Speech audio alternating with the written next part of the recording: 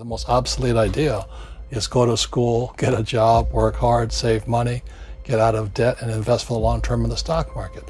See, why would you save money when they're printing trillions of dollars? The gap between the 1% and 99% is massive. You see, it's not just money. You have to step back and look at the bigger picture. So what do you do? In every one of us is a poor person. There's still a poor person inside me. There's also a middle class person, and the middle class persons want security. They want that steady paycheck. And there's a rich person. And they're all inside of us, except that it's not taught. You're taught to go to school, get a job, and get a paycheck. You're not taught to how to get rich. If you read Rich Dad, Poor Dad, my rich dad refused to pay me. He said the paycheck was one of the most damaging things you could take in your life. He says the moment you take a paycheck, you're an employee, and that's the mindset. So my rich dad never paid me. It drove my poor dad, government employee, nuts. You gotta pay people, you gotta pay people. And Rich Dad was not saying that the paycheck was bad. He says you didn't want to be a slave to money. So as an entrepreneur, if Rich Dad folded, I just started another company. I don't need a paycheck. I don't need anybody to take care of me. If my government doesn't like me, I move to another country because they need entrepreneurs there. So the entrepreneur is not so much the business. The entrepreneur is really the mindset and the skill sets and the different set of rules. You see, small business does not operate in the same rules as big business. Entrepreneur is a mindset first, a skill set, and rules. And depending upon whether you're an employee or a small business, the rules are different. The mindsets are different, the skill sets are different. If you could say one thing to somebody who's never been an entrepreneur and they're thinking about making the leap of faith into becoming an entrepreneur, what could you tell them? Well, I'll just tell them the same thing that happened to me. My last paycheck, I still remember it clearly. It was one of the worst and the best days of my life. And I was in Puerto Rico. I was working for Xerox, and my boss gave me it wasn't a paycheck, it was a bonus check. I think it was about $30,000 taxable. It's the only problem with that. So I got this check and I went, holy mackerel. So I was excited, but I was also disturbed. And so this other guy comes up to me, his name was John, and John says to me, he says, you're gonna be back. I said, why? He says, because you're gonna fail. I looked at him and said, look, few expletive words, because that's what he did. He left Xerox, failed, and he came back. And I said, look, you failed and you came back, but I'm gonna fail and I'm never coming back. And that's the attitude. Do you know what I mean? If you say, well, if I fail, I'll go back to mommy and daddy, then that's what you'll do. So if you fail, that's when I became an entrepreneur, because I had no money. I had no money for years. I didn't have a paycheck. But that's what my rich dad encouraged me to do. He says, when you don't have this paycheck, you get hungrier, smarter, and it's a test of your character. Will you become a crook? Will you become dishonest? Will you cheat and steal? Or will you become a better human being? So really, that's the benefit of becoming an entrepreneur, is you really find out who you are when you don't have anything. So you always have to look at the big picture. Too many people look at, well, what's going to happen to me? When you look at the big picture, you're also going to know that when something bad happens, something good's going to happen. But you got to prepare for whatever is coming. If you think next 20 years will be like the last 20 years, you're going to get creamed. When you and I go to the supermarket and we buy a carton of milk, we always check for the expiration date. But most people do not check for the expiration date on their brains. Instead of get out of debt, I get into debt. I just refinanced $300 million in debt. I went from 5% to 2.5% interest. I made a fortune. Every month, more money comes in because my cost of money has gone down. So while some financial experts are saying get out of debt, I'm saying learn how to use debt. See, when I came back from in Vietnam in January of '73, the first thing my rich dad said to me was go to school to learn how to invest in real estate. It wasn't real estate, it was how to use debt and taxes. Debt and taxes make the rich richer. Debt and taxes make the poor, the middle class, poor. So all the rich guys who are doctors and lawyers or, those guys, they're getting creamed and they don't know why. Doctors are getting creamed. Oh yeah, they make it more money, but the take home is less. Sure. My doctor just yelled at me. He was happy. He says, "Oh, guess what? I finally made $1 million." And I said, "Yeah, this was just 3 weeks ago." And so I said, "Yeah, well, how much you pay in tax?" He says, $750,000 in taxes. So his net was about $400,000. That's not bad. But when I make $1 million, I keep $1 million. And the reason is because I don't make it by working for money. See, if you work for money, you're taxed.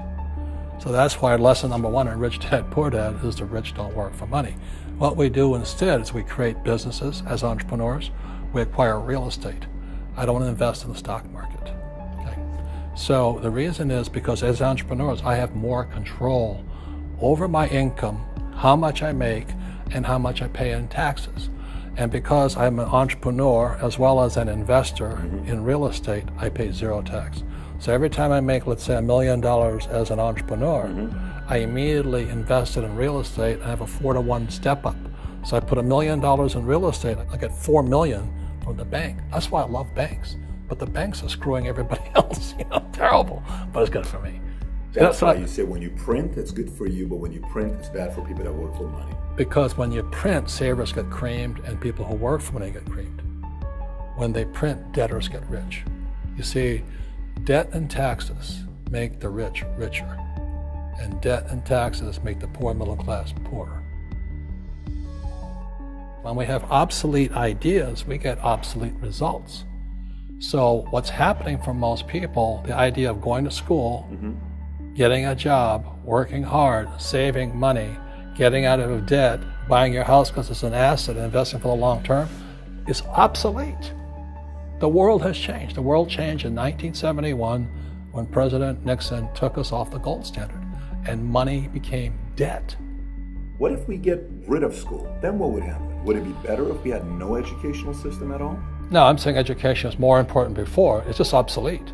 There's Moore's Law which states information doubles every 18 months. In other words, everything's obsolete 18 months. So, and this is just a recent phenomenon. So when you come out of school, you're already obsolete. And that's why I'm the old guy, I meet my friends who went to Harvard. I went to Harvard. I said, yeah, that was how long, 50 years ago? Today, the banks are charging you interest to save money. In other words, banks don't want your money because they printed too much of it. And that's why there's this bubbles in stocks and bubbles in real estate and all this. People are dumping the cash because, as I said in here, savers are losers and cash is trash. And yet people are, well, I want a high-paying job. Well, that's an obsolete idea. Get out of debt is an obsolete idea. You should learn how to get into debt, how to use debt to get rich, and they'll never teach you about taxes. The reason the 1% is way up here and the 99% are going this way is because when you print money, 2 things happen: inflation and taxes. It's crushing them. And any entrepreneur thinks, I'm just going to make money, I'm going to start a business and make a lot of money because of what we talk about. They really have got to smell the roses, man. That's not what the real entrepreneurs are doing.